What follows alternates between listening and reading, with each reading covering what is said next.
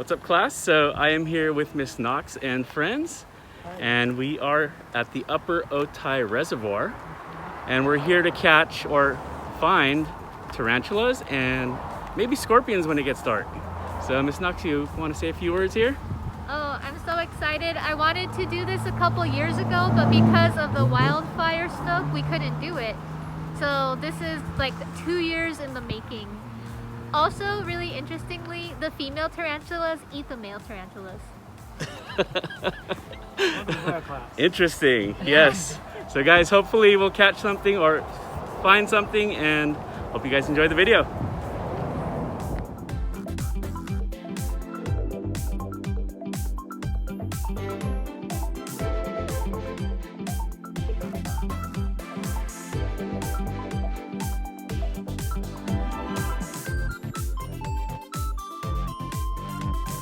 Talking about we can catch invasive crayfish in the Otay River Valley. And speaking of invasive species, this is an invasive species, bad eucalyptus, bad. And the eucalyptus will drop its leaves, and the leaves are extremely flammable. And if you're having like a wildfire issue, they can be like a big danger for wildfire. But what's more, they have a chemical in their leaves that prevents some native plants from growing. Bad, but also you smell really good.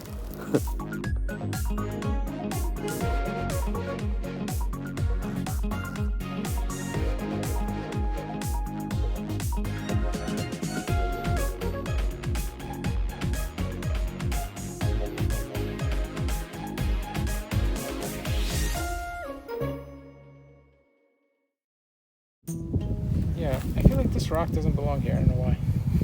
Well, what kind of rock is it? I don't know. No, I don't know anything about rocks. It just doesn't look like the other rocks, that's all. You know who was really good was Dr. Cohen. He knew a lot about rocks. And it feels heavy too. I don't know. I'm gonna try to look it up and see what it is.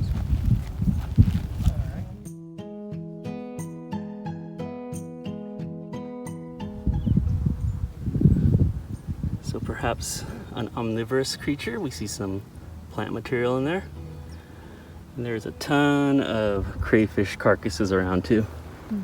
And we're right by the water. When you are 21 or older, there's an event at the Natural History Museum called the Secret Society of Adultologists. And basically they open up the museum at nighttime, and they have all these people there presenting cool things. And one of the people who presents is like a scat expert, so you can look at all these different samples of poop.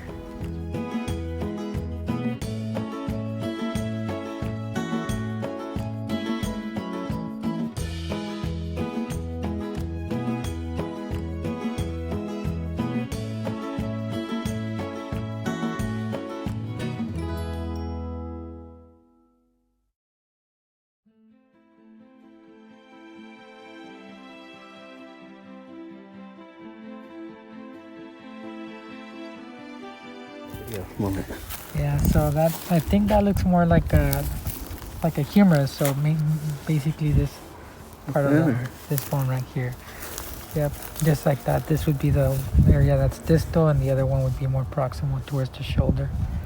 I don't know. I mean, I can't H this, but it looks pretty small and thin. So could be a bird one because it's got hollow. Hey. Hollow. There's trabeculations, which means that there's bone connections like that if you look at it from the inside. Mm-hmm. But I don't know. I don't know if this is human. Probably not birds. It'd be pretty big for a bird. It looks really similar to. It's really light. Yeah. Been there a while. Do you wanna? Yeah. In the possibility that it is human, do you want to collect it and then geomark our spot? Do you think that's the appropriate thing to do? I don't know. Or maybe, I don't know if the appropriate thing is to leave it in geomark or call someone. Probably me touching it is not a good thing then. Yeah. I'm going to put it back. I'll take our deal with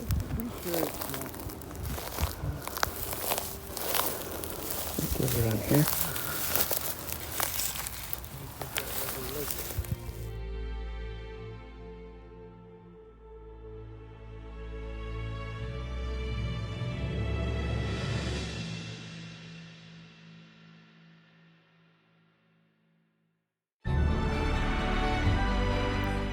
teeth. Oh, let's ask the dentist, resident orthodontist.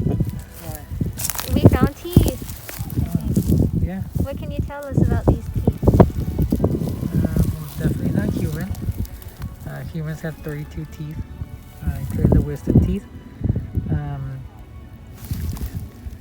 It's hard to know, but I think like animals that have this kind of dentition usually eat grass. And it looks like they're kind of straight in a row like that. They're kind of flat. So they've been worn down.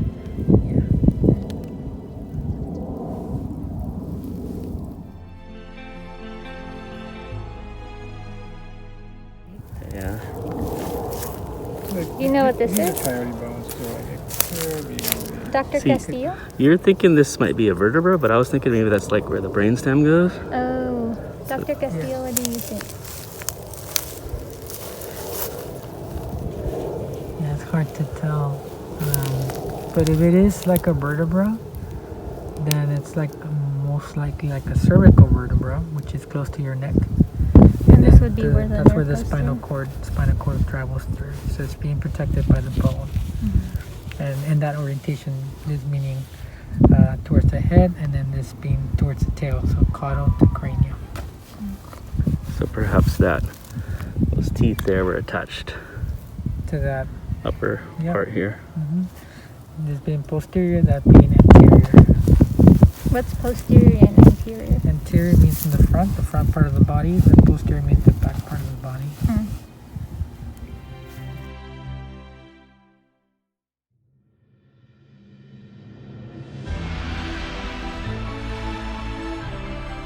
This guy is a breastbone. Let's see. More evidence. Yeah, of something dead. Do you want to bring the bones together and start to piece together what this animal looks like? Yes. I will grab my little humorous here. I don't see this in the coyote anatomy anywhere. I feel like this is probably more. That's like a bird breastbone, right? But is there a bird that big? Yeah, because it's got that Y shape. So.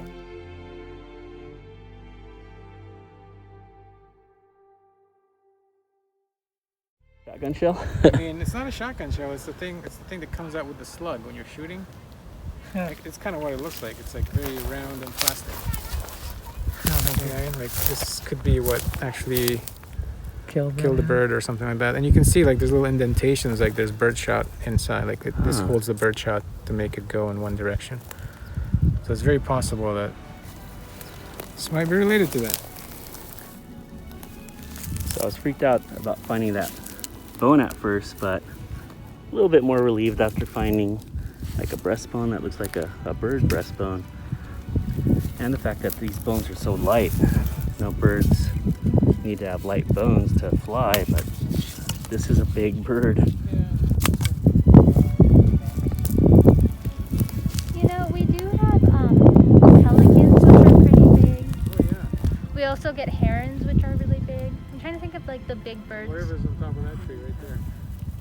Oh, Is that an osprey or whatever? I don't know. perhaps a cousin of that crane there of some sort. Is there any, are there any doubts at this point or concerns that these could be human bones? No, there's no doubt. That it's not a human? Correct. It's not a human. And animal. why? The breastbone doesn't look like that for humans. Okay, let's just pretend like the breastbone happened to be from a different animal. Why were we able to conclude that these are not human either? If you eat chickens with bones, that looks like a chicken wing bone, only much bigger. Yeah, this Well, what can we say about it's super light, and you know birds need light bones to fly. So I learned a long time ago that they had hollow bones, and They should be hollow. Yeah, too. these are hollow. This one is hollow. yeah. And that one, the one that you're holding looks like a chicken bone, like on the inner part of a chicken wing. All right, So- doctor, this is on you. What is your final conclusion? Well, I don't think it's a human if you consider the breastbone. I just can't tell what it is. What if there? Exactly what it Let's is. pretend there is no breastbone. Just based off of this, It's hard to tell. even though I it mean, has a hollow. It's hollow, but humans I mean, bones after a while they just hollow out. They just dry out. I don't think it's human. Here's an argument though. Why? The wall thickness of the bone is very, very thin. Mammals have a much thicker wall thickness. If you think of like a cow bone or something like that, when you cut it to get the marrow, like the wall of the bone is actually very, very thick because they need to support a lot of weight. These feel very thin. Yeah, it's just like a shell. Yeah. So I think it's a bird. Yeah, they're too small to be human, I think. Like in terms of width, just if you look at the width, unless it was like a kid or something, I don't think so. I think it's an animal. That's not a human.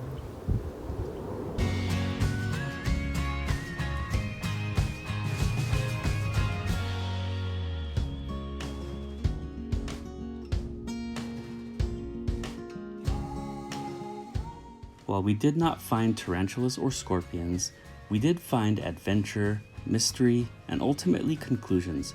But most important of all, we found new camaraderie and renewed friendships.